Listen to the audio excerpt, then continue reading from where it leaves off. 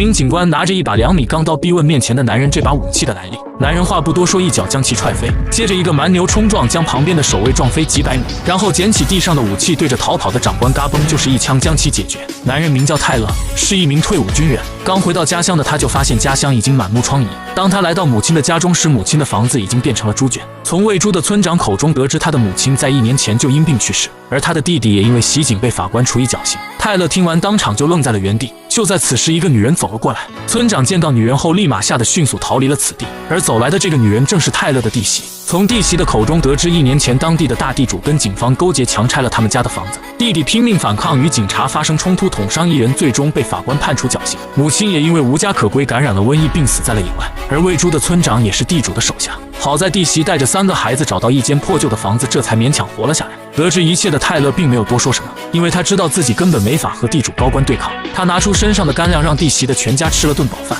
然后掏出自己所有的金币，表示会带着他们一家人去美国生活。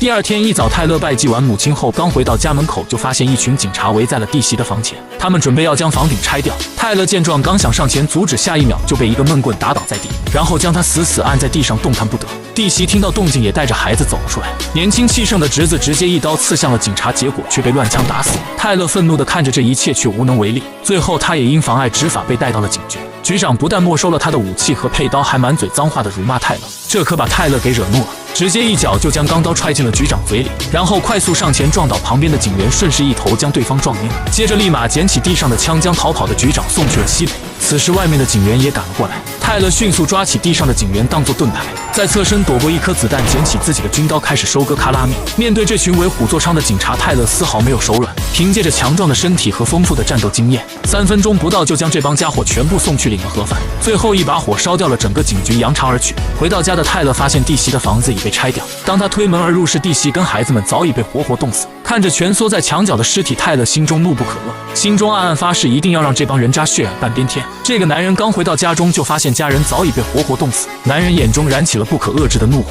他暗暗发誓一定要让害死他家人的这帮畜生血债血偿。随后他牵着家里的一头猪来到了村长的家中，等村长回来看到泰勒后，立马吓得惊慌失措，并急忙解释他也是被地主所逼。泰勒听后并未多言，只是询问判他哥哥死刑的法官是谁。老头一听这话，悬着的心顿时放了下来，连忙说出了法官的名字，一边说着一边不停地向柜子走去，结果下一秒就掏出一把手枪对准了泰勒。泰勒不慌不忙地说道：“我赌你的枪里没有子弹。”原来泰勒早就给枪动了手脚。泰勒也不废话，一把掐住他的脖子，将这个老东西送去领了盒饭。接着他找到了害死弟弟的法官，看着这个家伙只因听不懂方言，就随意判处了对方死刑。泰勒眼里充满了杀气，然后他悄悄来到法官的办公室，没有多余的废话，直接将这个老东西吊死在了法院的墙外。与此同时，高层得知泰勒灭掉警局的消息，立即派出一名年轻的上尉和一名泰勒的昔日战友康纳前去抓捕。很快2人就来到了泰勒所在的村庄。等几人走进房间后，竟看到了一具猪头人身的尸体，而村长的头颅却摆在泰勒的家中。很明显，这起案件是泰勒所为。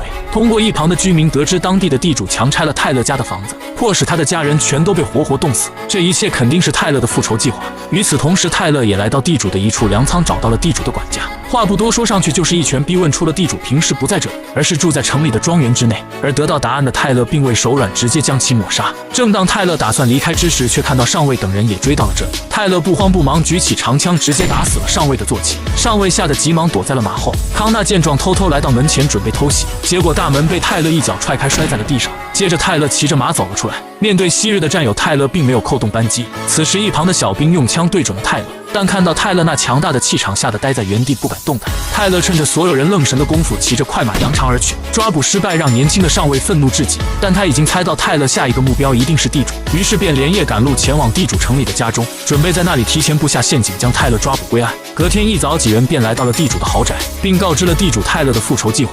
起初地主并没有把泰勒当一回事，他认为自己庄园的守卫足够坚固，但在上尉的再三要求下，还是同意了他们进入豪宅并设下陷阱。这个男人孤身一人闯入严防死守的豪华庄园，只为给惨死的家人报仇雪恨。但当他掀开被子时，里面躺着的竟然是上尉。泰勒一把推开上尉的攻击，接着用刀把将其砸懵。就在准备干掉上尉时，没想到一旁的康纳却用枪瞄准了他，不过康纳却迟迟没有开枪。此时听到动静的地主走了进来，康纳使了一个眼神，泰勒立马心领神会，然后再次砸倒上尉，一个转身将地主抓住逃了出去。等守卫们反应过来时，泰勒早已骑上快马离开了这里。第2天一早，康纳却因通敌的罪名被上尉抓了起来，准备将其枪决。不过就在这关键时刻，突然传来一声枪响，一名士兵应声倒在了地上，原来是泰勒杀了过来。上尉见状急忙带人打算逮捕泰勒，但此时一个全身包裹严严实实的人骑着快马闯了进来，士兵们立马对着来人一顿输出。上尉以为来人是泰勒，但翻过来一看，居然是地主，被他们活活打死。这边的泰勒也趁机来到了庄园内部，他双手持枪，一枪一个开始收割人头，掏出钢刀，毫不留情将其送走。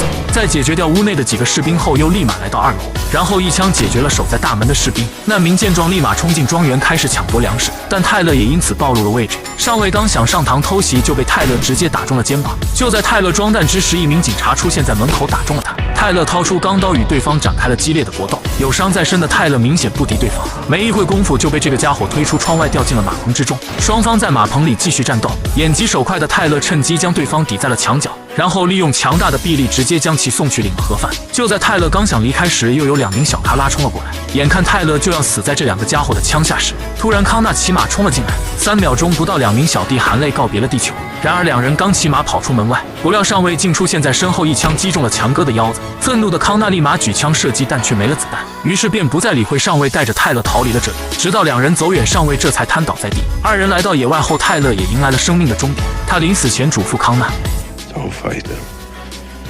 Go to America. 故事的最后，康纳一路尾随受伤的上尉，打算为泰勒报仇，但在经过一处3岔路口时，他却犹豫了。一边是追上上尉一枪将其解决，而另一边则是去美国开始新的生活。康纳又该如何选择呢？电影至此结束。